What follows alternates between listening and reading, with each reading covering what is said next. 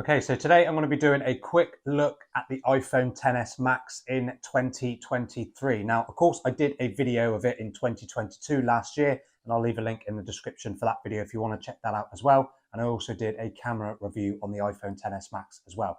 But this is just a general look at iPhone XS Max in 2023, whether you should still buy the iPhone XS Max or whether you should go for a newer iPhone. And as you can see, I'm trying out a new microphone to hopefully make these videos sound a little bit better. Let me know down in the comments if they sound better than previous videos. I mean, that looks a bit weird, but I'll figure it out.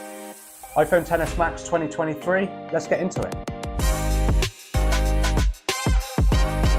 Okay, so if I just quickly start by talking about the design of iPhone XS Max, of course, it's a very familiar design when you consider all of the other newer iPhones that have come out after it. All glass and stainless steel build, 6.5-inch OLED display with a notch at the top, which of course houses the Face ID sensors, and the dual camera system on the back of the phone. Overall, the phone is still very, very premium. It's really nice to hold in the hand. I actually prefer the rounded edges on the older iPhones than the flat edges on the newer iPhones like my 14 Plus.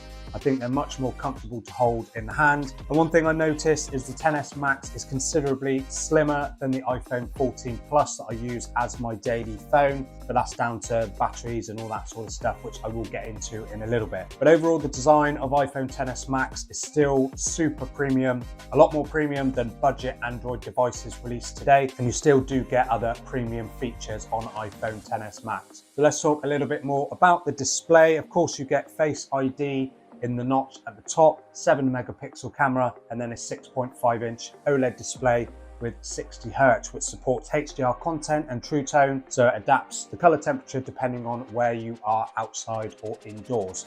So it makes it a little bit easier on the eyes as well. So that's a really nice feature to have. It's a super sharp display. There's no pixels noticeable anywhere on the display.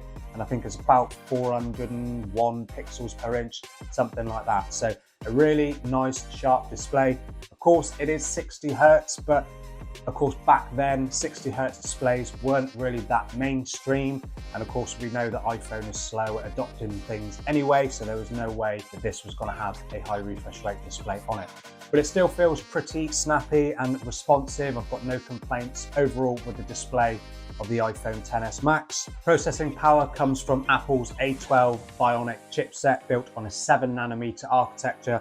And I still find that the performance has been absolutely flawless on this iPhone XS Max. It comes with 4 gigabytes of RAM, which is an extra gigabyte over the iPhone XR. But of course, 4 gigabytes is a little bit low by today's standards. The 14 Plus has 6 gigs, and obviously a load of Androids have 8, 12, or even up to 16 gigs of RAM. But it's still plenty enough for my use. I don't tend to have loads of apps open at the same time, so I haven't got to worry about apps closing in the background. And iOS 16.4, so it's running the brand new iOS on the iPhone XS Max. And so far, it's been absolutely fine. I've not had any lags or anything like that. Doesn't seem to have taken a hit on the battery life, which has been absolutely fine. It's gets me through a full day of my moderate use. Of course, endurance isn't going to be anywhere near what my 14 Plus is. It still gets me through a full day of my normal use. I just do a little bit of social media, watching a bit of video, sporadic use of the camera, and just general scrolling through the interface. So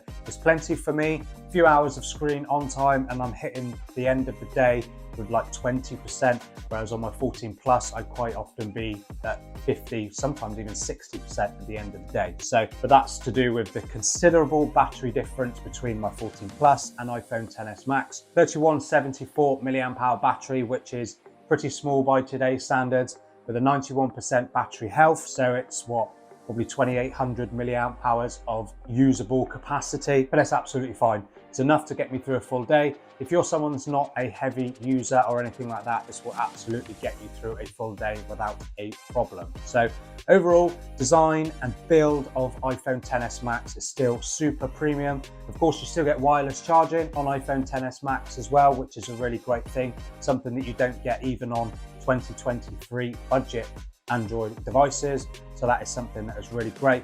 Of course, charging speeds are pretty slow. I think it's 20 watts they brought out on XS Max. I can't remember, but it's nothing on a lot of the newer Android devices out today. And then if I lastly talk about the camera on iPhone XS Max, of course you get that dual 12 megapixel setup with an f1.8 aperture main lens and an f2.4 2x telephoto camera.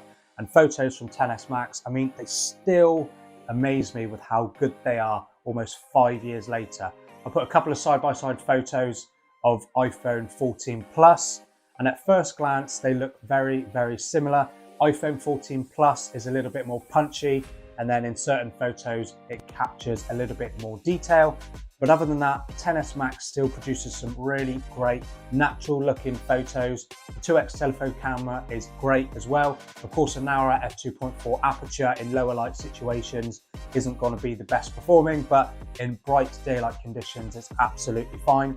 There is no night mode on iPhone XS Max either, which is an unfortunate thing, especially in lower light situations. That wasn't introduced until iPhone 11. So that's something to bear in mind if you're looking at picking up a second-hand or an older, should I say, iPhone rather than one of the new ones. So that's just my quick look at iPhone XS Max. I still really love this phone. Now, in terms of whether the XS Max is actually worth buying in 2023, I think it is. I mean, it's going to get at least 2 more years of software updates. It's on 16.4 at the moment. You're good for another couple of years of software updates, I would imagine, although I think iPhone 10 is going to be dropped off a cliff this year. It's not going to get iPhone 17, so potentially the end of next year, you might not get new software updates. But if you can fork out a little bit more, maybe look at 11 Pro Max. Of course, that upgrades to a triple camera system and a considerably larger battery, and of course, better performance and another year's worth of software updates. But I haven't managed to find an 11 Pro Max for anywhere near as cheap as what I found this. I got this on a bid for 180 quid, the base 64 gigabyte model, and there isn't an iPhone 11 Pro Max that I found anywhere, even last year when I did my 2022 video, for anywhere close to that sort of money. So let me know in the comments what you think of iPhone XS Max in 2023. Is anybody using one, or are you considering buying one?